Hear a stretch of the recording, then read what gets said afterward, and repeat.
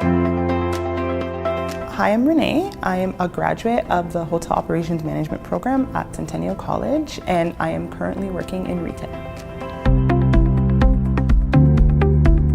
I worked for 10 years in retail management, and I truly loved and enjoyed it. But I felt that I had kind of reached a ceiling, and I decided it was time to make a change.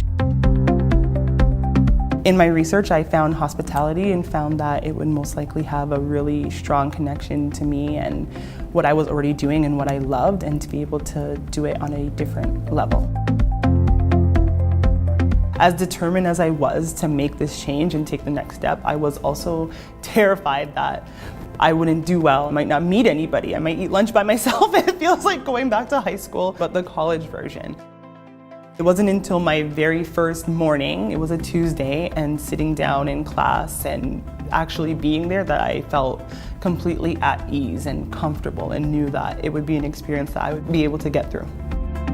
All of my hard work really paid off in every mark that I would check, and I just ran at it as fiercely as I could, and I came out successful on the top, and I couldn't ask for anything better from my time going back to school.